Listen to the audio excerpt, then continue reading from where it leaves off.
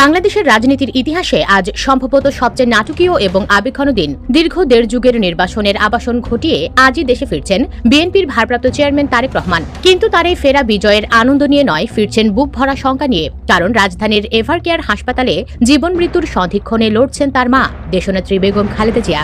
অবশেষে সব জল্পনা কল্পনা পেরিয়ে দীর্ঘ প্রায় 17 বছর পর দেশে ফিরছেন বিএনপি ভারপ্রাপ্ত চেয়ারম্যান তারেক রহমান। আসসালামু আলাইকুম প্রিয় দর্শক এইমাত্র গরম খবর। দর্শক শ্রোতা, বিএনপির ভারপ্রাপ্ত চেয়ারম্যান তারেক রহমান অবশেষে তার মাকে দেখতে দেশে ফিরছেন। দর্শক, এমনটি শোনা যাচ্ছে বিভিন্ন গণমাধ্যমে। দর্শক শ্রোতা, এই নিউজটি সত্য না মিথ্যা দেখতে পারবেন সম্পূর্ণ ভিডিওটি দেখলেই। দর্শক, ভিডিওটি খুব গুরুত্বপূর্ণ, তাই বলছি সম্পূর্ণ ভিডিওটিকেও স্কিপ করবেন না। এবং যারা এমন নিত্য নতুন আপডেট খবর দেখতে পছন্দ করেন তারা অবশ্যই চ্যানেলটি সাবস্ক্রাইব করে আমাদের সাথে থাকবেন। দর্শক, আর বেশি কথা না বাড়িয়ে চলুন বিস্তারিত ভিডিও দেখে আসি। বাংলাদেশের রাজনীতির ইতিহাসে আজ সম্ভবত সবচেয়ে নাটকীয় এবং আবেগঘন দিন। দীর্ঘ দেড় যুগের নির্বাসনের আবাসন ঘটিয়ে আজই দেশে ফিরছেন বিএনপির ভারপ্রাপ্ত চেয়ারম্যান তারেক রহমান। কিন্তু তার এই ফেরা বিজয়ের আনন্দ নিয়ে নয়, ফিরছেন বুক ভরা শঙ্কা নিয়ে। কারণ রাজধানীর এভারকেয়ার হাসপাতালে জীবন মৃত্যুর সন্ধিক্ষণে লড়ছেন তার মা দেশনেত্রী বেগম খালেদা জিয়া। চিকিৎসকরা জানিয়েছেন তাকে নেওয়া হয়েছে লাইফ সাপোর্টে।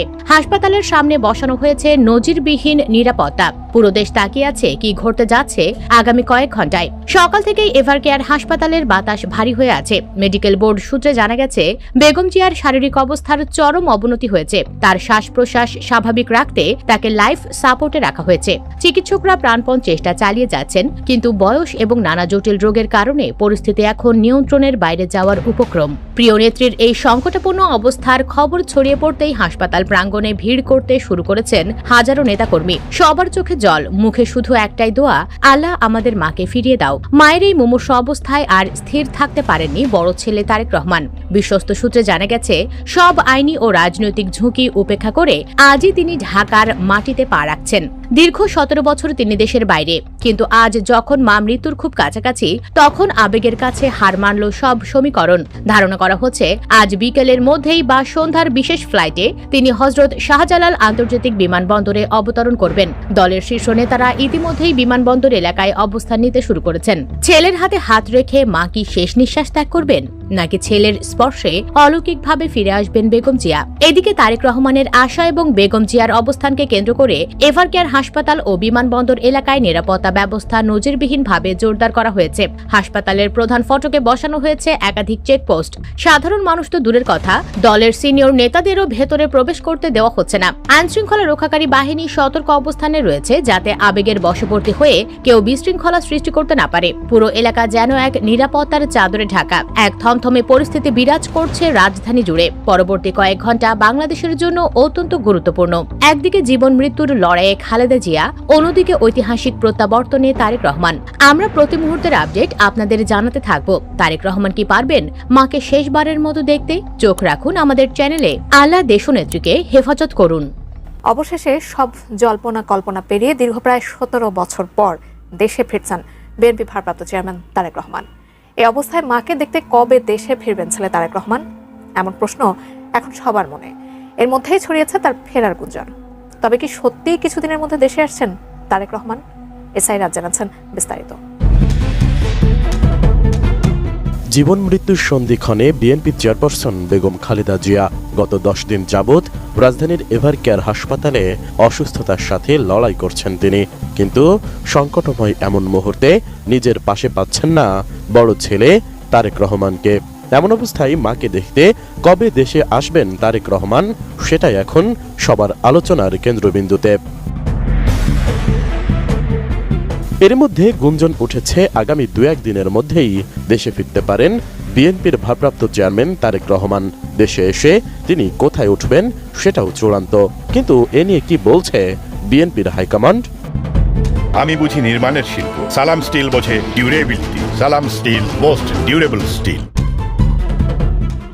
তারেক রহমানের দেশে ফেরার বিষয়ে 1 ডিসেম্বর রাতে গুলশানে বিএনপি চেয়ারপারসনের কার্যালয়ে অনুষ্ঠিত দলটির সর্বোচ্চ নীতি নির্ধারণী ফোরাম জাতীয় স্থায়ী কমিটির বৈঠক শেষে স্থায়ী কমিটির সদস্য সালাউদ্দিন আহমেদ সাংবাদিকদের জানান, খুব শিগগিরই দেশে ফিরবেন তারেক রহমান। তবে ঠিক কবে দেশে ফিরবেন তিনি তা স্পষ্ট করেননি সালাউদ্দিন। তিনি শিগগির চলে আসবেন ইনশাআল্লাহ। তারেক রহমানের দেশে ফেরা নিয়ে বিএনপির মহাসচিব মির্জা ফখরুল ইসলাম আলমগীরও বলেছেন, ভারপ্রাপ্ত চেয়ারম্যানের দেশে ফেরাই কোনো বাধা দেখছেন না তিনি। শুধু তাই নয়, আইন উপদেষ্টা অধ্যাপক আসিফ নজরুলও বলেছেন, তারেক রহমানের দেশে ফেরার ব্যাপারে কোনো আইনি বাধা আছে বলে তার জানা নেই। তিনি উপযুক্ত সময়ে দেশে ফিরে আসবেন। তিনি দেশে ফিরলে তার নিরাপত্তা নিশ্চিতে সর্বোচ্চ সহযোগিতা করা হবে বলেও আশ্বাস দেন এ উপদেষ্টা। জনাব তারেক রহমানের বাংলাদেশে আসার ব্যাপারে কোনো রকম আইনগত বাধা আছে বলে আমার জানা নাই। আর যদি কোনো বাধা থেকেও থাকে, এটা অবশ্যই আমরা জানলে ওনাকে সর্বোচ্চ সহযোগিতা করব। যদিও তারেক রহমান কয়েকদিন আগে এক স্ট্যাটাসের মাধ্যমে নিজেই জানিয়েছেন দেশে ফেরার বিষয়টি তার একার সিদ্ধান্তের বিষয় নয়। এর মধ্যেই সামাজিক যোগাযোগ মাধ্যমে তার দেশে ফেরার গুঞ্জন ছড়িয়ে পড়েছে। দলীয় সূত্রে জানা গেছে, তারেক রহমানের জন্য গুলশান এভিনিউয়ের 196 নম্বর বাড়ি প্রস্তুত করা হয়েছে। চলতি মাসেই যে কোনো দিন দেশে ফিরতে পারেন তিনি। শুধুমাত্র কৌশলগত কারণে ভারপ্রাপ্ত চেয়ারম্যানের ফেরার সুনির্দিষ্ট তারিখ বা দিনক্ষণ দলের পক্ষ থেকে প্রকাশ করা হচ্ছে না। এদিকে বিএনপি চেয়ারপারসন ও সাবেক প্রধানমন্ত্রী খালেদা জিয়াকে অতি গুরুত্বপূর্ণ ব্যক্তি ঘোষণা করেছে অন্তর্বর্তী সরকার। জানা গেছে, সাবেক প্রধানমন্ত্রীর জন্য বিশেষ নিরাপত্তা বাহিনী স্পেশাল সিকিউরিটি ফোর্স নিয়োগ দেওয়া হয়েছে। এর মধ্যে কাজও শুরু করেছে এসএসএফ। ইতোমধ্যে এভারকেয়ার হাসপাতালের নিরাপত্তা ব্যবস্থাও জোরদার করা হয়েছে। হাসপাতালের মূল ফটকের দুই পাশে ব্যারিকেড বসানো হয়েছে এবং সংশ্লিষ্ট ব্যক্তি ছাড়া কাউকে সেখানে ভিড় করতে দিচ্ছে না পুলিশ সদস্যরা। দর্শক, আশা করি সম্পূর্ণ ভিডিওটি না খেয়ে দেখেছেন এবং এই ভিডিওটি থেকে আশা করি আপনারা অনেক কিছুই বুঝতে পেরেছেন। দর্শক শ্রোতা, এই ভিডিওটি থেকে আপনার যদি কোনো মতামত থেকে থাকে তাহলে আপনার মূল্যবান মতামতটি অবশ্যই কমেন্ট করে জানিয়ে যাবেন। আজকের ভিডিওটি পর্যন্তই, দেখা হবে পরবর্তী ভিডিওতে।